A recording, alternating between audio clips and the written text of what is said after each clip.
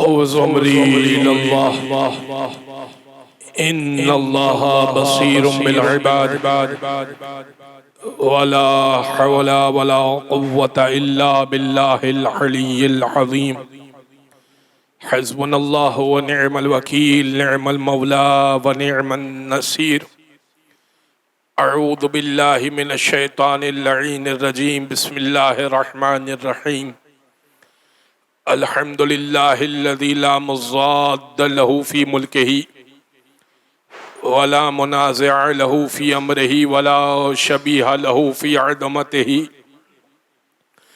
ثم الصلاة والسلام علی رسولہ الکریم الامی المکی المدنی القرشی الہاشمی بالقاسم محمد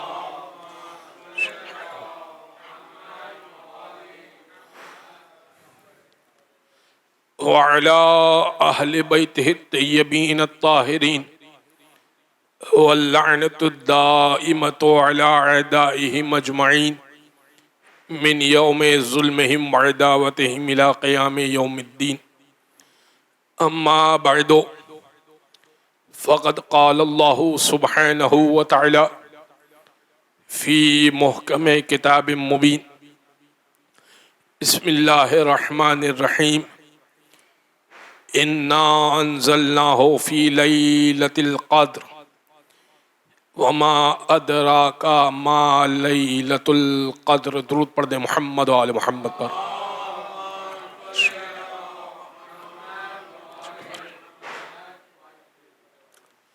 عزیزان گرامی، اس سے پہلے کہ وہ بات یعنی وہ ولادت کا موضوع جو مولا کی ولادت ہوئی اور جس انداز سے ولادت ہوئی ہر سال بیان کیا جاتا ہے اور آپ حضرات کی اذہان عالیہ میں محفوظ ہے، اب وہ واقعہ انشاءاللہ اگر وقت بچا تو میں عرض کروں گا کہ کس انداز سے مولا کی ولادت ہوئی۔ چونکہ آج شب ولادت کی تو ہے، لیکن اور ظاہر ہے کہ یہ ایک مختصر سا دورانیہ کہ جس میں ہمارے پاس تقریباً آدھا گھنٹہ یا تقریباً سے کچھ 40 منٹ بچے ہیں ہمارے پاس۔ اب اس میں یہ بھی تذکرہ کیا جائے کیونکہ وہ ایک طویل واقعہ ہے کہ جس میں یہ تذکرہ کیا جائے کہ مولا کی ولادت کیسے ہوئی تو وہ واقعے میں ہی آدھا گھنٹہ نکل جائے گا۔ پھر نائبین اربع غیبت صغریٰ اور غیبت کبریٰ کا تذکرہ رہ جائے گا۔ تو ان تمام باتوں کو اسکپ کرتے ہوئے کیونکہ گزشتہ سال میں نے مولا کی ولادت کے احوال کو یہاں پر تفصیلاً بیان کیا تھا، اب ظاہر ہے کہ حاضرین تو وہ سارے نہیں ہیں، کچھ اکا دکا موجود ہیں، لیکن بہرحال یہاں تذکرہ ہو چکا ہے اور بہرحال وہ واقعہ ایسا ہے کہ جو سنا ہوا بھی ہے تو وہ واقعہ میں بیان نہیں کر رہا، بلکہ کچھ ایسی احادیث بیان کرنا چاہتا ہوں جو ہمیں آج کی رات میں امام زمانہ سے قریب کر دیں اور کچھ ہمیں فائدہ ہو اور یہاں سے لے کر اٹھیں اور کچھ عمل میں کچھ اضافہ ہو جائے اور کچھ معرفت میں اضافہ ہو جائے۔ پہلی حدیث جو میں پیش کرنا چاہ رہا ہوں، ایک درود پڑھ دیں محمد و آل محمد پر۔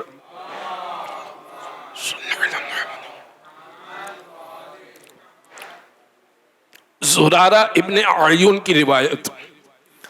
زرارہ ابن عیون چھٹے امام کے وہ صحابی ہیں کہ جو 14 سال قید میں رہے اور احادیث اس کثرت سے زرارہ سے وارد ہوئی ہیں کہ جس کثرت سے چھٹے امام سے کسی اور صحابی سے چھٹے امام کے حدیث ہم تک نہیں پہنچی ہے، مگر زرارہ کی حدیث میں اور باقی احادیث ائمہ میں ایک مسئلہ ہے، اور وہ مسئلہ یہ ہے کہ زرارہ کی احادیثیں بغیر سلسلہ سند کے ہیں۔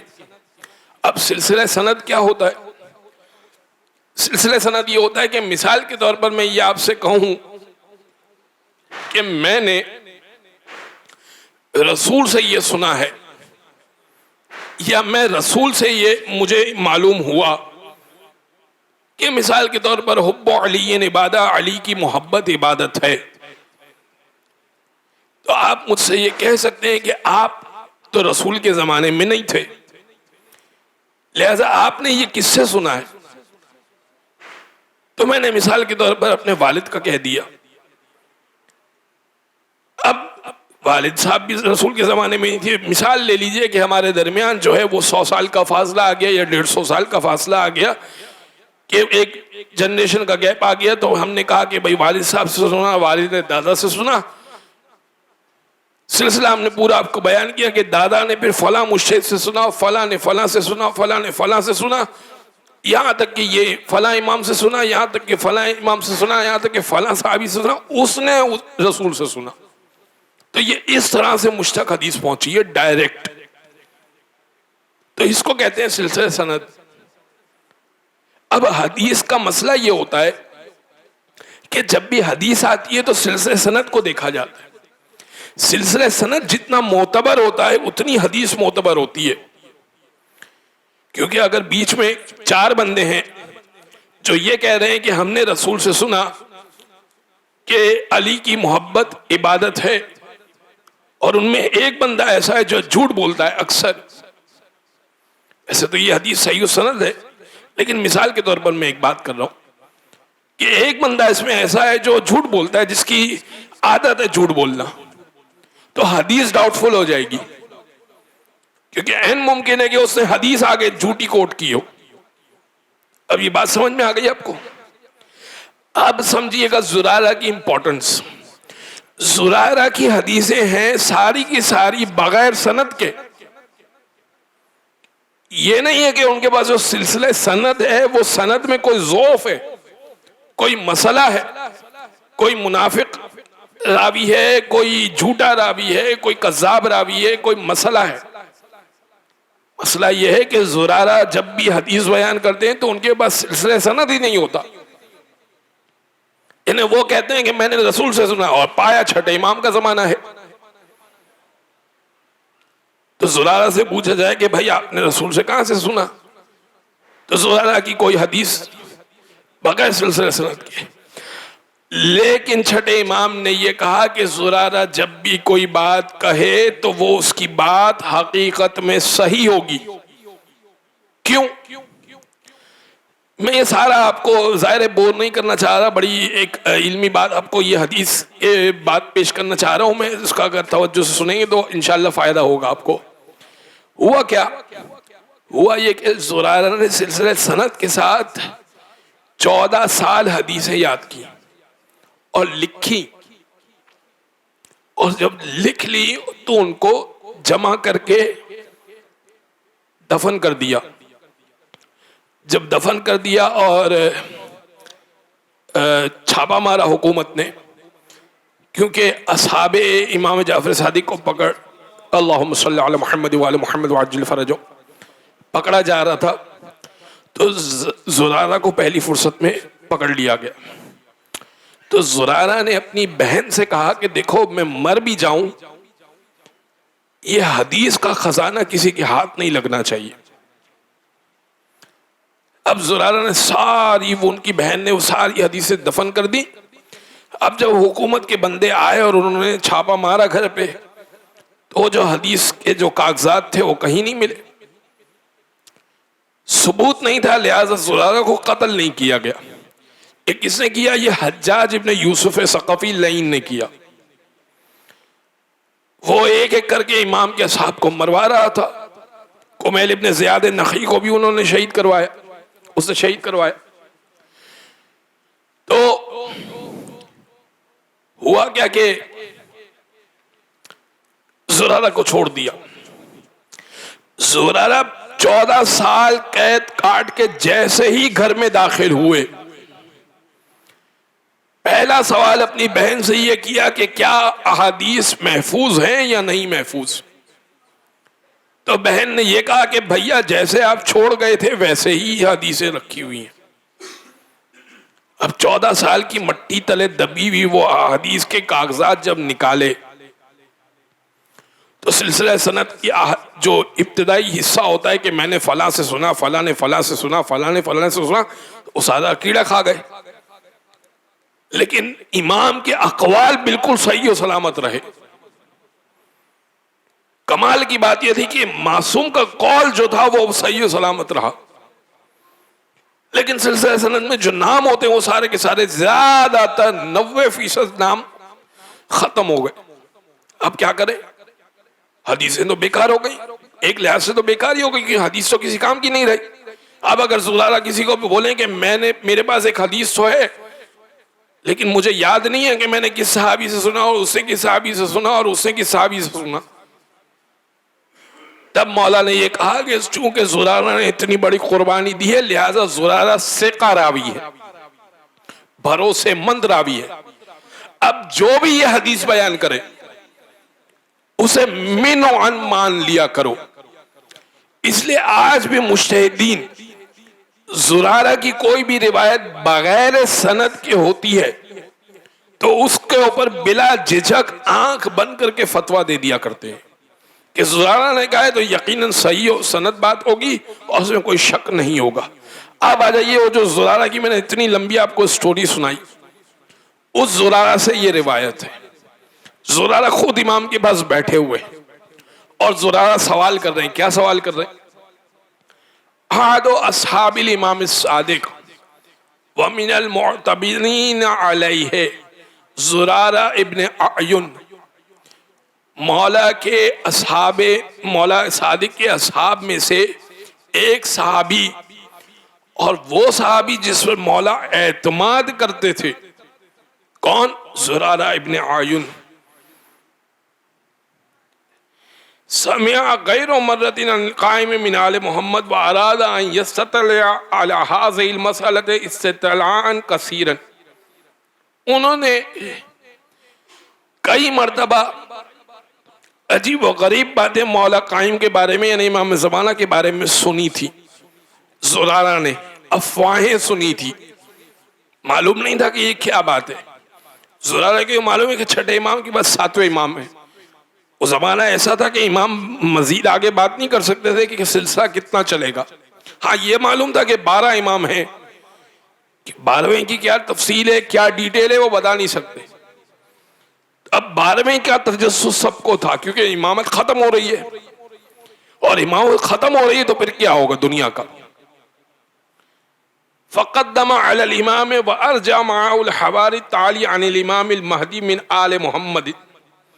قال زرارہ سمعت ابا عبداللہ یقول ان الغلام غیبت قبل ان یقوم. قلت لما. زرارہ کہتے ہیں میں نے مولا سے کہا، زرارہ کہتے ہیں میں نے مولا سے سنا. مولا کہنے لگے جب میں اپنے دوستوں کے ساتھ بیٹھا ہوا تھا اور جو میرے ذہن میں شبہ تھا کہ پتہ نہیں 12ویں کے بارے میں کیا معاملہ ہو. امام کے جب خاص صحابی بیٹھے ہوئے تھے امام نے تب کہا اِنَّ لِلْغُلَامِ غَيْبَةٌ، بے شک لڑکے کے لیے، جوان کے لیے ایک غیبت ہے. قبل ان یقوم، اس سے پہلے کہ وہ قیام کرے. اب ڈھکے چھپے الفاظ میں کہا ہے مولا نے کہ بے شک ایک جوان کے لیے غیبت ہے قبل اس کے کہ وہ قیام کرے، جنگ کرے. قل تو زرارہ کہتے ہیں میں نے کہا وَلِمَا، کس لیے غیبت، کس لیے چھپے ہوئے کیوں ہوں گے.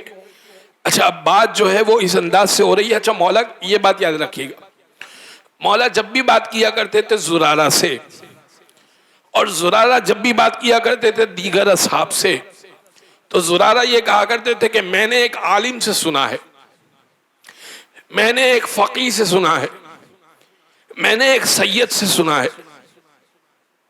ان تمام سے مراد ہوتی تھی امام جعفر صادق. کیوں نہیں کہتے تھے میں نے امام جعفر صادق سے سنا ہے؟ کیونکہ اگر وہ آگے یہ بول دے گا کہ زرارہ ایسا کہہ رہے تھے تو وہ بھی پکڑا جائے گا اور زرارہ بھی پکڑے جائیں گے. لہذا وہ ہمیشہ لفظ عالم کا استعمال کرتے تھے، بڑی احتیاط استعمال کرتے تھے. میں نے عالم سے سنا، تو یہ کوڈ ورڈنگ ہوتی تھی. اسی طرح مولا بھی بڑی احتیاط کیا کرتے تھے کیونکہ مولا کی بزم عام ہوا کرتی تھی. ہر بندہ آیا کرتا تھا اور پتہ نہیں ہوتا تھا کہ کس کے دل میں امامت کا عقیدہ ہے اور کس کے دل میں. دو سگے بھائی بھی ہوتے تھے تو ایک کسی اور کو مان رہا ہے اور ایک کسی اور کو مان رہا ہے. آج بھی یہ معاملہ اندرون سندھ میں بالکل، آپ چلے جائیے سیون میں جگہ جگہ آپ کو مل جائے گا. یہ اندرون سندھ میں تو بالکل واضح ہے یہ، لیکن اب وہ آشکار ہو جاتا ہے. امام سے پوچھا لما، کیوں وہ غائب کیوں ہوگا؟ قال یخاف، خوف ہوگا اس کو. وَأَوْمَا بِيَدِهِ إِلَى بَطْنِهِ، اور اس کے بعد اپنا ہاتھ اپنے پیٹ پہ رکھا مولا نے. ثم قال یا زرارہ وَهُوَ الْمُنْتَظِرُ، اور اے زرارہ وہ انتظار کرے گا کہ میرا یہ دورانیہ ختم ہو جائے. وَهُوَ الْمُنْتَظِرُ، وہ انتظار کرے گا. دیکھیں مولا انتظار کر رہے ہیں ہمارا، ویٹنگ پیریڈ مولا بھی کر رہے ہیں ہمارا، ہم تیار ہو جائیں. اتنا طویل انتظار ہو جائے گا، اتنا طویل انتظار ہو جائے گا. وَهُوَ الَّذِي يُشَقُّ فِي الْوِلَادَةِ اثر غیبت طویلۃ المدت، یہاں تک کہ اتنی طویل مدت کی وہ غیبت ہوگی کہ لوگ ان کی ولادت میں شک کرنے لگیں گے. کون؟ یہ برادران اہل سنت کی بات ہو رہی ہے؟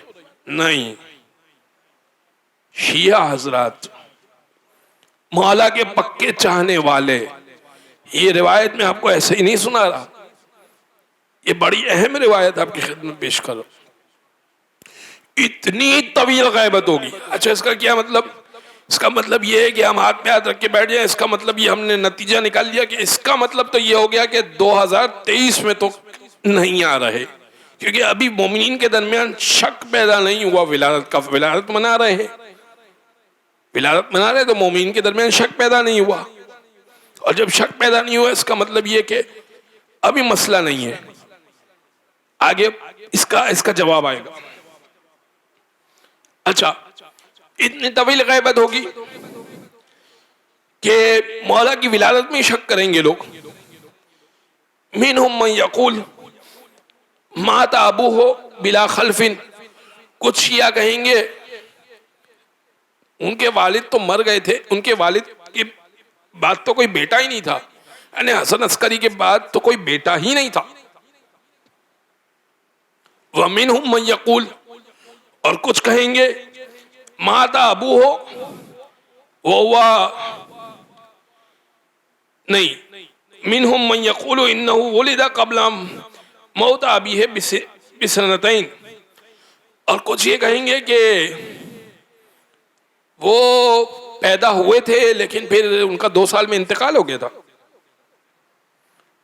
وَهُوَ الْمُنْتَظِرُ، لیکن وہ انتظار کریں گے. غیر ان اللہ عز وجل یحب ان یمتحن شیعتنا فعند ذلك یرتاب المبتلون. یا زرارہ، اللہ اس قدر طویل غیبت دے گا کہ شیعوں کا، خالص شیعوں کا امتحان ہو جائے گا کہ کتنی بیتابی ہے ان کے اندر. بیتابی بچی ہے یا نہیں بچی ہے. 2 گروہ بن جائیں گے. مایوس گروہ، نہیں آ رہے امام، شاید مر گئے، 2 سال میں انتقال ہو گیا، شاید ان کا کوئی بیٹا ہی نہیں ہوگا، شاید ولادت ہوئی ہی نہیں ہے. ایک دوسرا گروہ بیتاب ہو جائے گا، نہیں اب تو آ جانا چاہیے، اب تو حد ہو گئی، اتنا لمبا وقت. جب یہ کیفیت ہو جائے گی کہ اللہ خالص شیعوں کا امتحان لے جائے گا اور بے چین ہو کے تڑپ جائیں گے وہ، پھر ظہور ہو جائے گا. اب سوال ہمارے کام کا، قلت جعلت فداک ان ادرکت ذلک الزمان ایو شیء اعمل. مولا اگر میں ایسے زمانے کو پالوں کہ کچھ لوگ بیتاب ہوں، کچھ لوگ ہوں کہ پتہ نہیں کب آئیں گے، کچھ لوگ ہیں واقعی تیاری کر رہے ہوں گے یقیناً، مجھ جیسے یہاں پر آ کر خالی پڑھ کے نہیں چلے جا رہے ہوں گے، واقعی آپ میں سے یقیناً بہت سارے، تقریباً سارے ہی تیاری کر رہے ہوں گے. تو کچھ لوگ ہوں گے بہت تیاری کر رہے ہوں گے، کچھ لوگ ہوں گے بالکل کچھ بھی نہیں بیٹھے ہوں گے، لگے ہوں گے دنیا میں. اب دو طرح کے لوگ ہوں گے، تو کیا کرنا ہے؟ کرنا کیا ہے وہ سنیے گا. امام کہہ رہے ہیں قال یا زرارہ ان ادرکت ھذا الزمان فاعدوا بھذا الدعاء. سنی بھی ہے آپ نے یہ دعا، لیکن اس انداز سے نہیں سنی بھی ہوگی جس انداز سے میں یہ روایت کے ساتھ پیش کر رہا ہوں. امام کہنے لگے اگر تم اس زمانے کو پالو جس میں دو طرح کے گروہ ہوں، تو پھر دعا مانگو جس طرح سے میں دعا مانگ رہا ہوں، جس طرح سے میں ابھی بتا رہا ہوں. کیا دعا مانگو؟ اللہم عرفنی نفسک، دعائے معرفت جسے کہتے ہیں. اللہم عرفنی نفسک فَإِن لَمْ تَعْرِفْنِي نَفْسَكَ لَمْ عَارِفْ نَبِيَّكَ. پالنے والے مجھے اپنے نفس کی معرفت دے. اگر تو اپنے ذات کی معرفت نہیں دے گا تیرے نبی تک میں پہنچ نہیں پاؤں گا.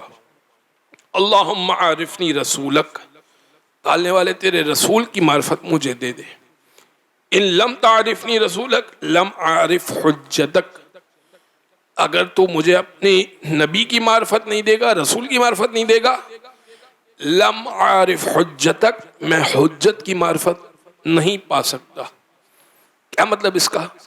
اس کا مطلب یہ ہوا کہ اگر امام قائم کے معاملے میں ذرا سی بھی جھول اور لغزش ہے آپ کے معاملے میں، اس طریقے سے یاد نہیں کرتے جس طرح سے امام حسین کو یاد کرتے ہیں، سید سجاد جس طرح سے بی بی زینب کو مناتے ہیں، اس طریقے سے یاد نہیں کرتے. ایک مثال دے رہا ہوں میں، اگر کوئی کسی طرح سے یاد نہیں کر رہا تو مسئلہ پتہ ہے کہاں ہے؟ اس دعا کا نتیجہ یہ کہ مسئلہ اس کے عقید نبوت میں ہے، کیونکہ اس کو عقید نبوت کو مضبوط کرنا ہے. تو عقید نبوت کیسے مضبوط کرے؟ عقید نبوت کو مضبوط کرنے کے لیے آپ وہ سارے عقائد دیکھیے جو اہل سنت برادران کے ہیں، اور وہ دلیلیں دیکھیے جو ہم دیتے ہیں ان کے برخلاف. مثال کے طور پر، ایک ساری بات ظاہر نہیں کر سکتا میں، ایک آدھ بات کر سکتا ہوں. مثال کے طور پر پہلا عقیدہ کہ رسول 40 سال میں رسول بنے تھے.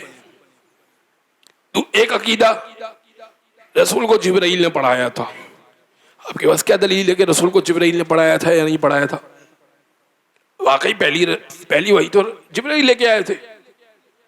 ٹیکنیکلی دیکھا جائے تو جبرائیل نے پڑھایا تو رسول نے پڑھا. آپ کے پاس کیا دلیل ہے کہ نہیں رسول برتن ہیں اور جبرائیل کمتر ہیں؟ کوئی دلیل ہے؟ اگر دلیل ہے تو عقید نبوت مضبوط ہے، اور اگر عقید نبوت مضبوط ہے تو حجت تک پہنچ جائیں گے. اس طرح سارے عقائد کو دیکھیے. عقیدہ نبوت دیکھیں، ہمارے مسئلہ سارا یہ ہے نا، عقیدہ امامت بہت زیادہ کام کیا گیا، ممبر سے بھی عقیدہ امامت بہت زیادہ کام کیا گیا. عقیدہ نبوت پر ایسا کام نہیں کیا گیا جیسا کام علامہ طالب جوہری نے کیا. اعلی اللہ مقامہ. اس انداز سے کوئی خطیب اور اس انداز سے کام کرتا ہو، میری ناقص رائے کے مطابق تو کوئی اس انداز سے کام نہیں کر رہا. عقیدہ نبوت کو بہت مضبوط کیجیے تاکہ حجت تک پہنچ سکے. ان لم تعرفنی رسولک لم عارف حجتک، اگر رسول کی معرفت نہیں دے گا حجت کی معرفت نہیں پہنچے گی. اللہم عرفنی حجتک، پالنے والے اپنی حجت کی معرفت دے. فَإِنَّكَ إِن لَمْ تَعْرِفْنِي حُجَّتَكَ زَلَلْتُ عَنْ دِينِي، اور اگر تو حجت کی معرفت نہیں دے گا میں اپنے دین سے گمراہ ہو جاؤں گا. قبر میں یہ ضرور پوچھا جائے گا کہ تیرا امام کون ہے، تلقین بھی کرائی جائے گی. یہ آپ نے سنا ہے کہ مولا کائنات آئیں گے، یقیناً پہلا امام، لیکن صرف مولا کائنات تھوڑی آئیں گے. وہ اپنے واقعے میں اس روایت کو مکمل کرتا ہوں، پھر ایک واقعہ انشاءاللہ پیش کرتا ہوں آپ کی خدمت میں.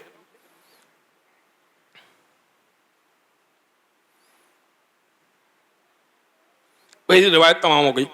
اچھا، واقعے میں صاحب کی خدمت میں یہ کر رہا تھا کہ جو بات تھی کہ امام زمانہ بھی تشریف لائیں گے قبر میں. کیوں؟ ایک شخص مر گیا جس کا اسماعیلی فرقے پہ تھا، اسماعیلی فرقے پہ تھا اور چھٹے امام کا جو بیٹے تھے اسماعیل، حضرت اسماعیل، جبکہ انہوں نے کوئی فرقہ نہیں بنایا تھا، یہ یاد رکھیے گا، حضرت اسماعیل نے کوئی فرقہ نہیں بنایا تھا، لوگوں نے ان کو امام بنا دیا تھا۔ تو ایک شخص اسماعیلی مرا، اس نے اپنے بھائی کو کہا کہ خواب جب زیارت جب پہلی رات ہوئی قبر میں وہ آیا، بڑے دردناک عذاب میں تھا، اپنے بھائی سے کہنے لگا کہ چھٹے امام میرے سامنے پیش کیے گئے، قبر کی پہلی رات چھٹے امام میرے سامنے پیش کیے گئے، اور مجھے پوچھا گیا کہ یہ کون ہے،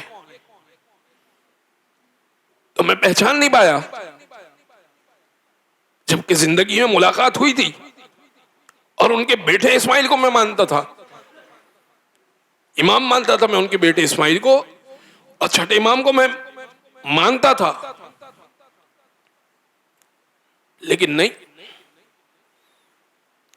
میں پہچان نہیں پایا، اور اس کے بعد مجھے عذاب شروع ہو گیا اور میں اسماعیلی فرقے میں مرا ہوں، اور اس کے بعد میرا خاتمہ بالخیر نہیں ہوا ہے۔ ایک روایت اور پیش کرتا ہوں میں آپ کی خدمت میں، باتیں تو بہت ساری تھیں لیکن ظاہر ہے کہ میں نے آپ سے اب کیا عرض کیا نا کہ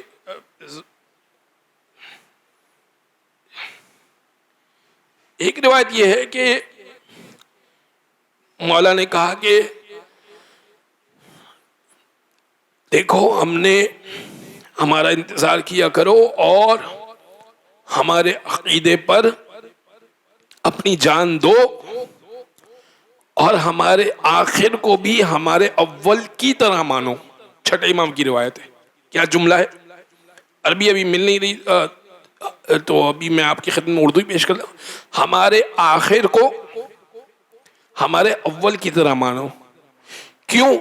مولانا نے دلیل دی، بہترین دلیل، امام کہنے لگے اس لیے کہ ہم نے اسماعیلیوں کا نام لیا، اسماعیلیوں کا، واقفیوں کا، کیسانیوں کا، اور اسی طرح مضلین یعنی گمراہوں کا کی ہدایت کا اور ان کو صحیح راستے پہ لے جانے کا اور ان کو جنت میں پہنچانے کا وعدہ نہیں کیا ہے، ہم نے صرف ایک ہی وعدہ کیا ہے کہ جو آخر کو اول کی طرح مانے گا اسے جنت پہ لے جائیں گے۔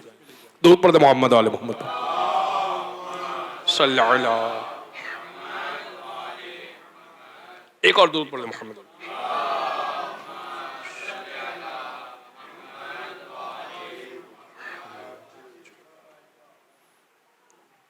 اچھا یہ مجھے بتائیے ٹائم کتنا ہے ہمارے پاس؟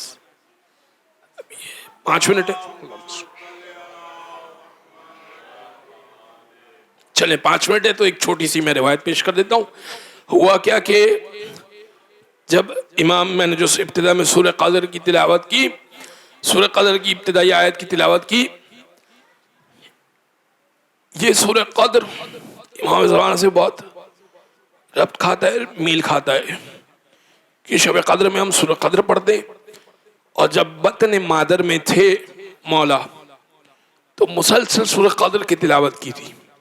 اور یاد رکھیں شب برات جو ہے یہ ہمارے ہاں شاید امام مہدی کی ولادت کی وجہ سے شب برات کی امپورٹنس تھوڑی کم ہو جاتی ہے، لیکن یہ یاد رکھیے کہ 2 ایونٹس ہیں، یہ بھی یہ نہیں ہے کہ صرف ایک ہی ایونٹ ہے یا شب برات ہے، یا یہ کہ ایک گروہ شب برات مناتا ہے تو ہم امام مہدی کی ولادت بھی مناتے ہیں اور آج کے رات کے اعمال بھی ہیں، نہیں، آج کی رات کے اعمال امام مہدی کی ولادت کی وجہ سے نہیں ہے، ذہن میں رہے، آج کی رات کے اعمال شب برات کی وجہ سے۔ تو آج جس طرح شب 27 میں 2 باتیں ہیں، شب مبعث بھی ہے یعنی رسول مبعوث بر رسالت بھی ہوئے ہیں، پہلی وحی بھی نازل ہوئی ہے رسول پر، اور شب معراج بھی ہے۔ تو شب 27 میں 2 ایونٹس ہوئے، یعنی شب میں رسول جو ہے وہ معراج پہ گئے تھے، اور دن میں رسول کو مبعوث بر رسالت کیا تھا، پہلی مرتبہ پہلی وحی رسول پر نازل ہوئی تھی۔ تو شب 27 اس حوالے سے امپورٹنٹ ہے۔ اسی طرح یہ والی جو شب ہے شب برات توبہ کی شب ہے، اس میں ایک امپورٹنٹ بات ہے وہ یہ کہ جو شب قدر میں یہ ہے کہ شب 23 میں اعمال نامے کو مہر لگائی جاتی ہے، روایت ہے چھٹے امام کی. تو اعمال نامے لکھے کب جاتے ہیں؟ آج بنے گی رف کاپی، اسے کہتے ہیں رف ورک، سب نے کیا اسکول میں. رف ورک جو ہوگا وہ آج ہوگا. آج یہ چھٹے امام کی روایت ہے، سرسری اعمال نامہ آج بن جائے گا. اس کو حج ملنا ہے نہیں ملنا ہے، کسی کو زیارت ملنی ہے نہیں ملنی ہے، کسی کو نوکری ملنی ہے نہیں ملنی ہے، کسی کو ترقی ملنی ہے نہیں ملنی، کسی کی موت ہونی ہے نہیں ہونی، کسی کو طول عمر ملنی ہے، ہر چیز آج لکھی جائے گی سرسری. اس شب 19 میں، شب قدر میں، شب 19 میں اس کو ایک مرتبہ امام کے سامنے پیش کیا جائے گا. ایک چانس ہمارے پاس ہوگا ایڈ آن کرنے کا. شب 21 میں دوبارہ پیش کیا جائے گا. شب 23 میں اس پہ مہر لگ جائے گی. تو رف ورک کا کام آج ہوگا. آج ہمارے پاس بالکل پلین پیپر ہے. پلین پیپر پہ جو لکھوانا ہے آج کی لکھوا لیجئے گا انشاءاللہ. پھر اس پر مہر انشاءاللہ شب 23 پر لگوائیں گے. اس دعا کے ساتھ کہ پروردگار امام کے سچے ماننے والوں، چاہنے والوں، حقیقی منتظرین میں سے قرار دے. پروردگار تجھے واسطہ محمد و آل محمد کا امام کے ظہور میں تعجیل فرما. پھالنے والے تجھے واسطہ محمد و آل محمد کا حاضرین جو حاجات لیے بیٹھے امام زمانہ کے صدقے میں ان کی حاجات کو برابر فرما. پھالنے والے تجھے واسطہ محمد و آل محمد کا وہ افراد جو پچھلے سال تک ہمارے ساتھ تھے، اس سال ہمارے ساتھ اس شعبان میں نہیں ہیں، ان کو، ان کی روحوں کو معصومین کی ارواح کے ساتھ محشور فرما. اعلیٰ علیین میں جگہ عطا فرما. گناہان کبیرہ و صغیرہ کو ان کے معاف فرما. امام کے ظہور میں تعجیل فرما. ظہور کی بہترین تیاری کرنے کی توفیق عطا فرما. ربنا تقبل منا انک انت السمیع الدعاء.